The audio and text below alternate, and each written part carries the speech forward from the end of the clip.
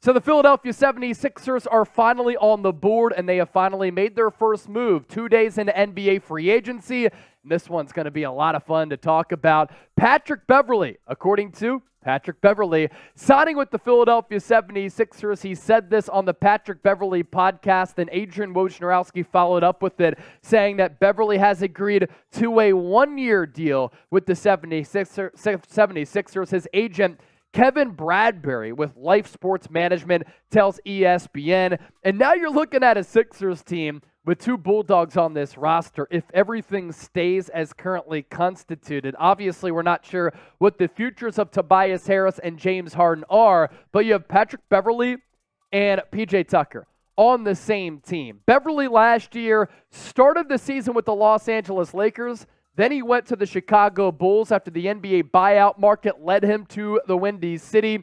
And last year, Patrick Beverly actually really did help the Chicago Bulls after he went to Chicago, and they finished the season pretty strong. Now, you could take that with a little bit of a grain of salt because oftentimes at the end of the season, a lot of teams who are quality organizations are resting a lot of players, and at that point, it's hard to gauge how good or how bad a team is. But you look at Beverly, and let's talk about his impact that he will have on Philadelphia. This is a Sixers organization that since the process started, which I actually agreed with, because when you're stuck in mediocrity, you're never going to go anywhere in today's NBA.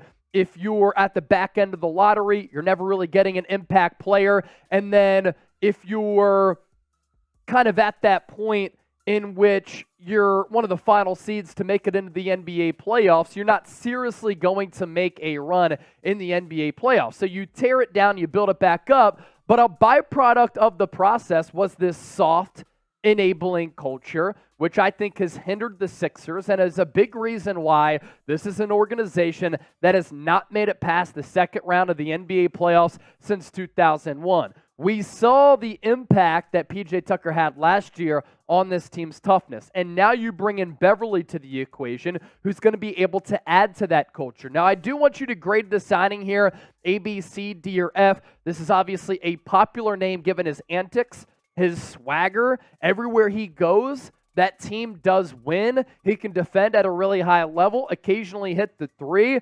And we'll see what happens with James Harden and Tobias Harris, obviously, as we look into the future here. But Patrick Beverly at least going to be a backup guard on this team. And I imagine it is going to be for the vet men. You look at Beverly's numbers last year, split between the Lakers and the Chicago Bulls. With Los Angeles, 6.5 points per game, 2.5 assists, about a steal per night. 40% from the field, just shy of 35% from three-point range. With the Chicago Bulls, 22 games played as compared to the 45 with Los Angeles, under 6 points per game, 3.5 assists, a steal per game, less than 40% from the field, and just under 31% from three-point range. I think that you can pretty much count on Beverly to have close to these numbers. He is not a guy who's going to get his own shot. He's only going to take a shot if he's wide open. He has had some levels of success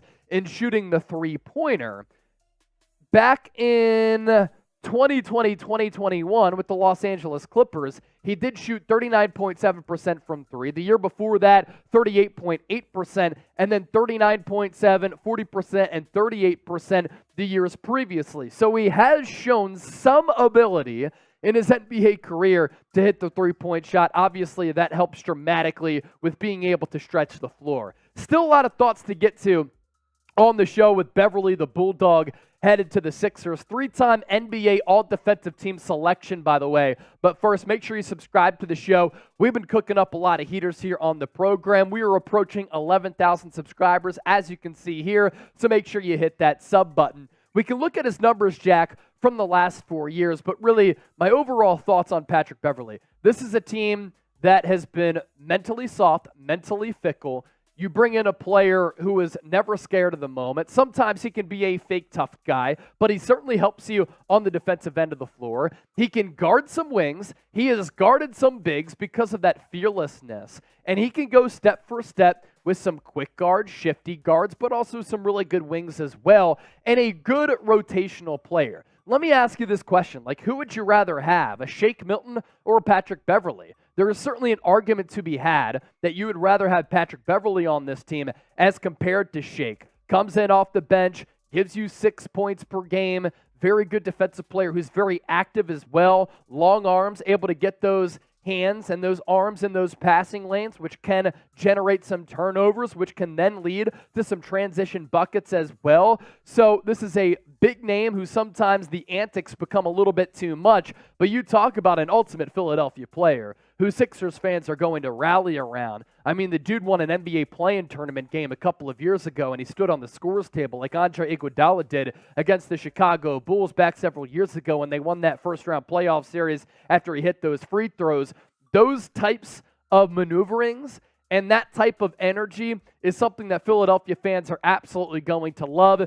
You can be assured that he's going to commit a lot of technical fouls. So too is Joel Embiid. He's going to talk a lot of shit. I'm just here for watching Patrick Beverly and PJ Tucker on the floor at the same time defend at a very, very high level. And in high leverage moments, he can certainly help you dramatically on the defensive end of the floor, giving you a lot more defensively as compared to a guy like Shake Milton, who's going to get about $5 million per year from the Minnesota Timberwolves, a team that Beverly played with a couple of years ago. So let's talk about the grand scope of where the Sixers stand here in NBA free agency. A lot of question marks for this organization. According to Woj a couple of days ago, we covered it ad nauseum here. James Harden, Sixers organization, going to work together in trying to find a trade partner. As of right now, nothing has come to fruition. Damian Lillard did request a trade. It seems as though he wants to get sent to the Miami Heat. According to Woj, the Sixers will have some interest in Dame, but according to multiple reports, they don't want to give up Tyrese Maxey in a deal for Dame. So I think that kills it right from the jump.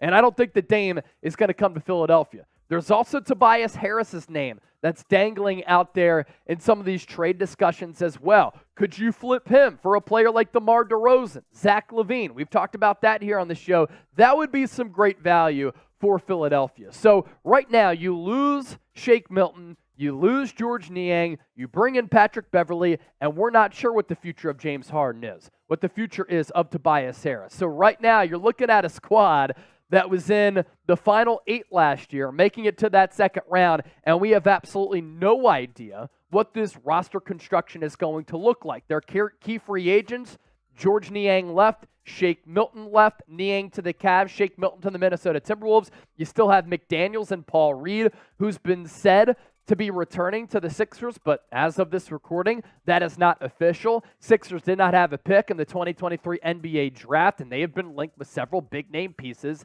as a James Harden trade does loom. So Patrick Beverly, the first signing for the Sixers here in 2023 NBA free agency.